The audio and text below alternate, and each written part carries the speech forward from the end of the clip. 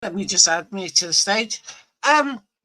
This evil monster, Shaine March. He's from London, so it's a UK story. I did try and find stories that didn't have AI voiceovers. So, but um, Alana had met Shaine after her husband was killed by a gunshot. She thought she could trust this man, but then, like all DV abuse families, when you start seeing someone, it's all honeysuckles and roses and perfumes and everything, really sweet. But then they start showing their true colours. Shaine March was evil. He was a monster. He had injured or killed before. He stabbed Alana 19 times, pretty much every part of her body with stab wounds, all because he didn't want her to have the baby that she was carrying. I believe she was about 8 months pregnant. But to stab someone so many times, you have to be pure evil. You know, he was um, in prison before for standing on a previous girlfriend's stomach. There's got to be more tighter laws involved where, someone that's been convicted of abuse or murder, whenever they meet up at another woman, there must be a way to inform those women of his past. This story is horrendous, and my support goes out there to all women and men that are a victim of DV. It shouldn't happen, but it does. And unfortunately, DV is most highest when women are pregnant. I don't know if it's jealousy or what comes over a man to do what they need to do. But she also had a 2-year-old daughter that was in the flat.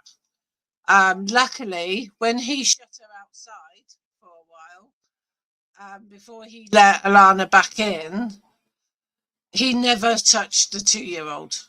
So, saving grace, he left the 2-year-old alone, which I think is, a godsend, because he would have been a triple murderer then. But neighbours heard her calling out, please don't kill my baby, please don't hurt me. And they recorded it. And luckily, one of the neighbours or a couple of the neighbours actually reported it to the police. They phoned up 999 and called it in, which is really good because we're always saying, see something, say something. And these neighbours heard something and then they said something. And Alana made her way out onto a street in London and, oh, excuse me. And then when the neighbours came to her aid, she had the strength to and say, Shaine stabbed me. Shaine tried killing me. And then she used every strength in her body to point to him. And then he walks off down the road, discarding all the items. He had 3 mobile phones. He was sending a voicemail to his mum, which never sent. He disregarded the weapon, and he's been put away now for 42 years. Hopefully, he will die in prison because he doesn't deserve to be let out. They say he was mentally unfit, which I think he was mentally unfit. If you see him in the back of the prison van, it's evil. It really is evil. So I'll carry on with this news report so you can get a gist of it. And like I said, this happened in London, UK, my home county. It's not often I can find news that relates to the UK. Is this the one I was doing? Let me go back to my StreamYard a minute. Evil. Yeah. So, larger screen. Let's go back a bit.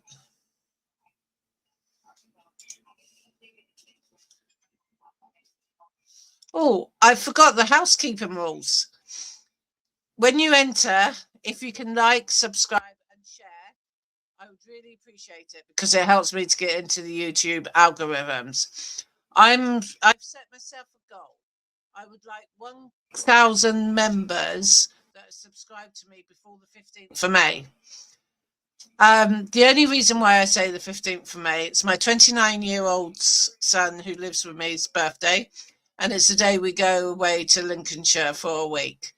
And I can't wait till May comes. I really need a holiday and that. So let's play this. Yeah! I don't regret nothing. Yeah? Give me the death chamber. Yeah? That's what I want.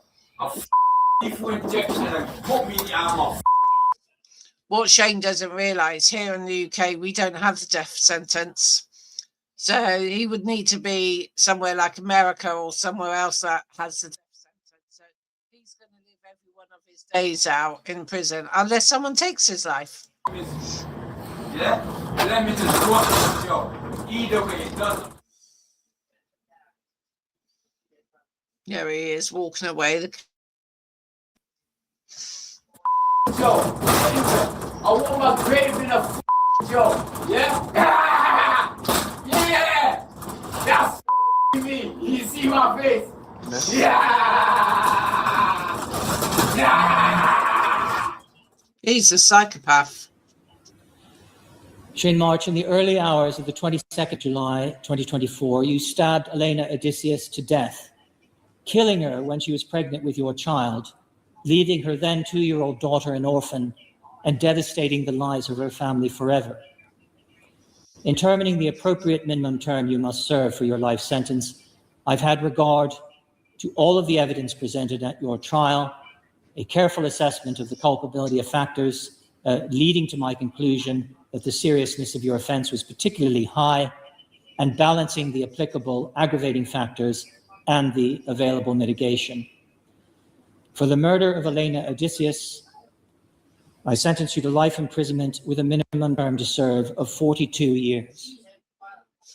So that was the end of that one. That was short and sweet, wasn't it?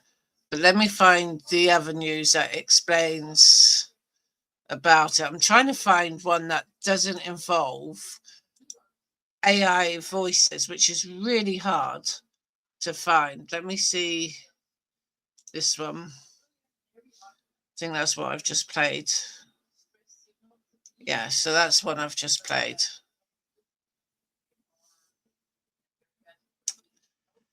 Oh dear me. Might have to do this one. Let's just have a listen. Yeah, so let me I'll have to play this one, but I've got to stop it after about 20 minutes. Simple reason is it goes on to another lady, Holly Guess. So I just need to be mindful when I'm doing audio only. Bear with me a minute. You can tell I wasn't prepared. Oh, I see. That's his message to his mother. I was thinking, oh my God, is only audio. Right. But he is evil. He's a monster. He sounds like a psychopath. He really does. I just killed someone and I need to go back to jail. Mom, I just killed a woman and I'm going back to jail. Injection and put me down. Yeah? Everything's cool. We're recorded in the van, sir. I don't ever want to come up. Keep me in there. Keep me in. She stumbles into the street wearing only a nightdress and dressing gown, clutching her side as blood leaps through the fabric. Her voice cuts through the early morning darkness of a quiet London street. Shaine stabbed me. He stabbed me. Help! Help! Neighbors rushed to her aid, phones already dialing 999. But even as they try to comfort her, even as they press their hands against her wounds, they can see the life draining from her eyes. She's been stabbed not once, not twice, but 19 times, some reports say 23, and she's 8 weeks pregnant. The man she's pointing at, the man who stands nearby watching her die, simply walks away into the shadows. And this is the story of Alana Odysseos, a young mother who thought she'd found love, but instead found something far darker. Shaine March was born on 9th of February, the year 1978, in London. To understand the man who would become a double murderer, we have to go back to his early years, to the streets of South London, where he grew up.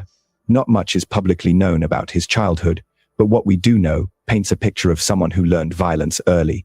By the year 1995, when he was just 17 years old, March already had convictions for assault and criminal damage. These weren't youthful pranks or minor scuffles. They were early warning signs of a young man who struggled to control his anger, who saw violence as a solution rather than a problem. But it was 5 years later, in January the year 2000, that Shaine March would cross a line from which there could be no return. He was 21 years old when he walked into a McDonald's restaurant in Denmark Hill, South London. What happened next would change multiple lives forever. During an altercation inside the restaurant, March pulled out a knife and stabbed 17-year-old Andre Drummond directly in the neck. The wound was catastrophic. Andre died from his injuries. March was arrested, tried, and in July the year 2000, convicted of murder. The judge sentenced him to life imprisonment, as is mandatory for murder convictions in the UK. Life imprisonment in the UK doesn't always mean spending your entire life behind bars. It means you're given a minimum term, a tariff that you must serve before you can even be considered for parole. After that minimum term, you remain on what's called a life license for the rest of your life, meaning you can be recalled to prison at any time if you breach conditions or pose a risk. March served his minimum term and was released on life license in early year 2013, after spending roughly 13 years in prison. He was 35 years old, stepping back into a world that had moved on without him. Freedom, however, didn't last long. Just months after his release, in July the year 2013, March was recalled to prison. The reason? He had assaulted another partner, and this partner was pregnant. According to court documents and media reports, March had stamped on her stomach. Think about that for a moment. A man convicted of murder, released on the promise that he'd reformed, chose to attack a vulnerable pregnant woman in one of the most vicious ways imaginable. It was a clear signal that whatever rehabilitation had supposedly occurred behind bars hadn't worked. The violence was still there, simmering just beneath the surface, waiting for the right trigger. March remained in custody until February the year 2018, when he was released once again. By this point, he was 40 years old. He'd spent a significant portion of his life in prison, yet the system deemed him safe enough to walk among the public. He settled in Surrey Quays, southeast London, and tried to rebuild some semblance of a normal life. But for men like Shaine March, normal is a fragile concept. The patterns of control, anger, and violence don't simply disappear because a sentence has been served. Those who knew March during this period described him as someone who could be charming when he wanted to be, someone who knew how to present a certain image to the world. But behind closed doors, away from the eyes of probation officers and social workers, a different man emerged. He was controlling, possessive, quick to anger. He demanded absolute loyalty and obedience from his partners, and when he didn't get it, the consequences could be terrifying. This is a common pattern among domestic abusers. The public face is often very different from the private reality. Friends and family of victims frequently say they had no idea what was happening because the abuser was so skilled at maintaining appearances. March's behavior towards Alana Odysseos, as we'll explore later, ticked every box on the coercive control checklist. Alana Odysseos was 32 years old when her life was brutally cut short. She grew up in Suffolk, in the gentle countryside of eastern England, far from the urban intensity of London where she would eventually settle. Those who knew her in her younger years remember a girl who was full of life, someone who lit up a room when she walked in. She was kind, considerate, the sort of person who would go out of her way to help a friend in need.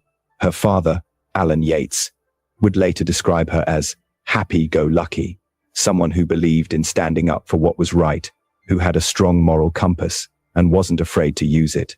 Alana was a mother to 2 children, and by all accounts, motherhood was something she embraced wholeheartedly. Her children were her world. She was the kind of mum who made sure homework was done, who packed lunches with little notes inside, who showed up to school events no matter how busy life got. Her family describes her as loving, devoted, someone who would sacrifice anything for her kids' happiness and well-being. In a world that can often feel cold and disconnected, Alana was a source of warmth and stability for those around her. But life hadn't always been easy for Alana. Like many single mothers in the UK, she faced financial pressures, the challenge of balancing work and childcare, the exhaustion that comes from trying to be everything to everyone. She lived in Walthamstow, East London, an area that's seen significant gentrification in recent years but still retains pockets of deprivation and social challenge. Walthamstow is a diverse, vibrant community, but it's also a place where resources are stretched thin, where support services are often overwhelmed, where people can slip through the cracks. It was in this context that Alana met Shaine March, sometime in early year 2024. We don't know exactly how they met, whether it was through mutual friends, online, chance, but what we do know is that the relationship moved quickly. Within weeks, March had become a significant presence in Alana's life. At first, as is so often the case with abusive relationships, things seemed good. March could be charming, attentive, generous with his time and affection.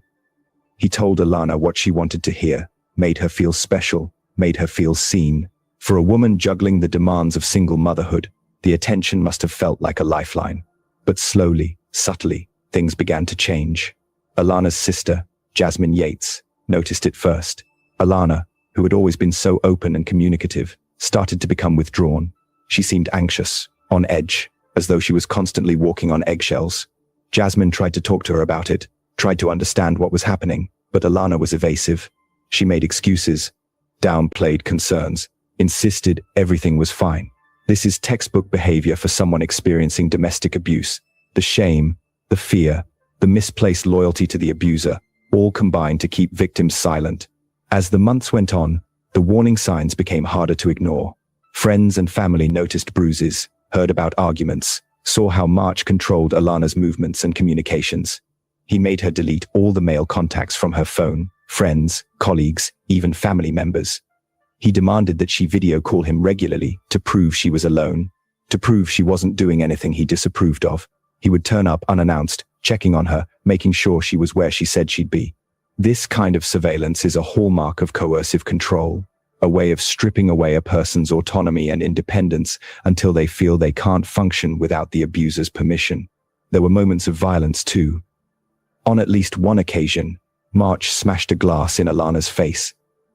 Imagine the terror of that moment, the sudden explosion of anger, the sharp pain, the blood, the realization that the person who claims to love you is capable of hurting you in such a deliberate, vicious way.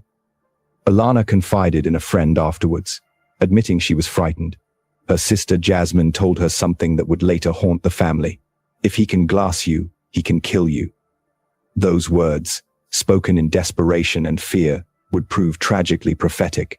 But despite the fear, despite the violence, Say, when you get a partner that strangles another partner, that is so sort of like intrusive, intimidation, and so real, sort of like one more tightening can just end a life. Strangling is very, I know Alana wasn't strangled, but it just brings me back to thinking about, ways women pass away. And it just reminds me of like strangling, and that which is a severe case of abuse. But, I know very well what coercive control is like. I was once in an abusive relationship. Won't go into too many details. It was years ago now. And, it is really hard. You're always making excuses for your partner. And, when you got cuts and scrapes and bruises, you make excuses for them too, saying, oh, I walked into a door, or dog jumped up and headbutted me, sort of thing. So it's really hard when you're in that situation and you're in a to get out of it. Here in the UK, we have things called safe houses where adult social services can put you into a safe house and no one will know you're there unless you tell your closest, friends and family. But I just wish Alana had got to a safe house. I really do. Alana stayed. Why? It's a question people always ask when they hear about domestic abuse. And it's a question that reveals a fundamental misunderstanding of how these relationships work. In the spring of the year 2024, Alana discovered she was pregnant. It was her third child. And despite everything happening in her relationship with March, she was excited. She wanted this baby. She saw it as a new beginning, a source of joy and hope. But March's reaction was very different. He didn't want the child. He pressured Alana to have an abortion, sent her voice notes telling her to get rid of it, made it clear that this pregnancy was an inconvenience he wasn't willing to tolerate. For Alana, this must have been heartbreaking. The man she'd hoped would be a partner, a co-parent, was instead demanding she terminate a pregnancy she desperately wanted to continue. By July the year 2024, Alana was about 8 weeks pregnant. She was still living in her Walthamstow flat, still in a relationship with March, still hoping against hope that things would get better. Her children were with her. Her family was worried sick, and the man who would kill her was growing more volatile by the day. The stage was set for a tragedy that could have been prevented. If only anyone had been able to break through the cycle of violence and control that had taken over Alana's life. The night of 21st of July, the year 2024, started like so many others in Alana Let me Odysseus' just pause this a minute, because they've done that bit over again. Why have they done it again? Did we do the court case? No. Right, so they're just repeating that. Let me see if I can find the court case of this to what the judge says. Bear with. Court case of Shaine March videos. Right, here we go. Let me just pause it. Oh, there's an advert. I'll just wait for the advert. Yeah, so please click like, subscribe and share. I do try to do video stories from all over the place, even though I'm based in the UK, most of my stories come from, America, Canada and all those other places. So it's nice now and again to do UK ones. And if anyone's watching and they want me to cover more UK ones, if you're not in the UK, please email me. I am more than happy to accommodate that. And my email's at the bottom there. So if you drop me an email just saying, that you want more coverage of crime in the UK, I'll happily do that for you. Right, so I don't know if I can make this any bigger. Let's go back to StreamYard a minute. First, you have a prior conviction for murder. I can't turn it up any louder. In 2000, for which you were subject to a life sentence at the time you killed Elena while you were out on life license. Secondly, you killed Elena knowing that she was pregnant. Let me just see if I can do the volume. No, there's no volume control on this. So guys, just turn up your volume a bit louder on this. It appears that at least one of the stab wounds was aimed towards her reproductive organs. In any event, it was clear that you intended to kill her and that her baby would therefore, at that early stage of pregnancy, have no chance of surviving the attack. The statutory starting point is therefore a minimum term of 30 years. There are a number of serious aggravating features. As to statutory aggravating features, I take into account the following. First, the fact that you repeatedly or continuously engaged in behavior towards Elena that was controlling or coercive while you were in an intimate relationship with her. And secondly, in committing the offense, you used sustained and excessive violence towards Elena. In relation to the first of these two statutory aggravating factors, I base this conclusion on unchallenged evidence at the trial, which included not only what friends and family of Elena were told by Elena, which is hearsay evidence, but also on the observation of those witnesses of Elena's presentation and conduct, particularly when you were present, either directly or at the end of the phone. I've also had regard to the Sentencing Council overarching guideline on domestic abuse. And so I take into account, in relation to this factor, the fact that this murder was committed during the course of a domestic relationship where trust should have existed between you, and it occurred in Elena's own home where she was entitled to feel safe. The second of these two statutory aggravating factors is one of particularly high seriousness. You did not just grab a knife in a moment of anger, stab Elena, and then drop it, horrified by what you had done. You stabbed again and again and again in various parts of her body. There were 19 stab wounds and at least 5 more incised wounds. As I've already said, at least 5 of the wounds would individually have been fatal, and a 6th wound might well also have been fatal on its own. Several of these stab wounds, at least 3, were delivered with severe force. Additional serious aggravating features include the following, although I must be careful to avoid double counting. First, the prolonged nature of your assault on Elena would have caused her considerable mental as well as physical suffering before her death, with the violence starting inside her flat and continuing outside. It is clear from a number of things that she said that were heard by witnesses that she was fully conscious that you had subjected her to a lethal attack.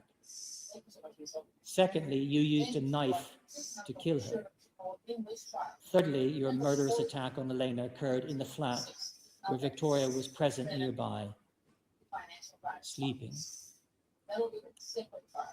There is additional aggravation given your other offending history, including your assault on your then pregnant girlfriend in 2013, and the efforts you made after your attack on Elena to dispose of evidence. In terms of mitigation, the only statutory mitigating factor is your lack of premeditation. I have, however, already taken this into account in deciding that a whole life order is not required in your case. Similarly, I've already taken into account the following factors in deciding that a whole life order is not required. Your plea of guilty made after the close of the prosecution case, traumatic brain injury at the age of 17, and your lack of offending between the time of your second release from custody on your life sentence in February 2018 and the murder of Elena in July 2024. Given the number, severity, and location of the stab wounds that you inflicted on Elena, as well as the intensity of your attack on her, I am sure that you intended to kill her. Your intention to kill is not an aggravating factor, but it means that there is no mitigation for your having a lesser intent.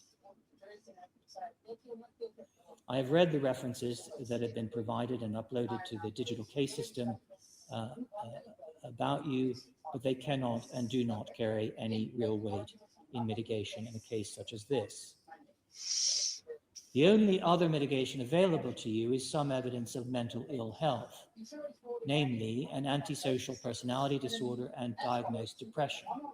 Ultimately, the expert witnesses, instructed by the prosecution and the defense, agreed that a categorical diagnosis of post-traumatic stress disorder, PTSD, could not be made out, despite some symptoms you showed of hyperarousal and an exaggerated sense of threat. I have had regard to the Sentencing Council guideline on sentencing offenders with mental disorders, developmental disorders, or neurological impairments. In assessing the degree to which this factor mitigates your offence, I've had regard to all of the evidence adduced at trial. Accordingly, I must now set the minimum term that you will serve before the parole board can consider you for release Having regard to the statutory minimum term, the starting point for the statutory minimum that I've identified, and taking into account the aggravating features and the mitigation that I've also identified, the aggravating features very heavily outweigh the available mitigation. You and everyone else in court should understand three things about the minimum term that I am about to impose. First, you must serve every day of it before the parole board can even consider releasing you. He should never be Second, considered for even parole. then, the parole board will only release you if it is satisfied that it is safe and appropriate to release you. Otherwise, you will remain in custody for the rest of your life. Thirdly, if you are ever released from custody, you will remain subject to the life sentence for the remainder of your life, which means that if necessary, you can be returned to custody at any time. The truth of the matter is that given your age and the length of the minimum term I must impose, it may be that you will never be released from prison, but the chance exists. Following your arrest for the murder of Elena, you were recalled to prison to continue serving your life sentence for the murder of Andre Drummond. There are therefore no days on remand in custody to be deducted from the minimum term that I must impose. The statutory surcharge applies to this sentence.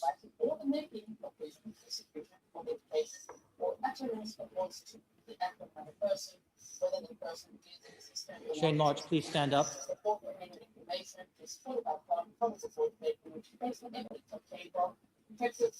Shaine March, in the early hours of the 22nd July 2024, you stabbed Elena Odysseus. I do believe as well, his sentencing, he refused to go to court for his sentencing. So I believe they did it through video link. I could be wrong, but I'm pretty sure that's what happened. They did it by video link. To death, killing her when she was pregnant with your child, leaving her then 2-year-old daughter an orphan, and devastating the lives of her family forever. In determining the appropriate minimum term you must serve for your life sentence, I've had regard to all of the evidence presented at your trial, a careful assessment of the culpability of factors leading to my conclusion that the seriousness of your offense was particularly high, and balancing the applicable aggravating factors and the available mitigation. For the murder of Elena Odysseus, I sentence you to life imprisonment with a minimum term to serve of 42 years. Yes, so let me come back to StreamYard. Yeah, so I'm glad he got such a high sentencing and that he deserves it. How they sort of say he's not mentally ill, judging by the way he was in the back of the police van, shows extreme, excuse me, I've got like a little fly going around, shows how bad he is and how evil he sounds. This little fly is really doing me head in. It's like one of those gnats that you get on a warm day. I've got my window open here, so it's probably coming from there, but it's going to die soon. I'm going to commit murder, guys. I'm going to kill her now. Yeah, kill her now. Yeah, so, you know, he is such a violent person and evil. And it's not like the first time he stabbed anyone either. So I really feel sorry for Elena's family and her, you know, her friends, that they've lost such a beautiful person. I'm so glad that Shaine never even touched the 2-year-old when he first let Elena out of the flat before he let her back in. So I am grateful. You know, he could have quite easily have taken that toddler's life. So I'm glad he didn't. So, you know, perhaps he wouldn't go that far. Maybe he wasn't in that state of mind at the time. So who knows? But if you could like and subscribe and share this, I would really appreciate that. So till the next video, I shall see you. Bye.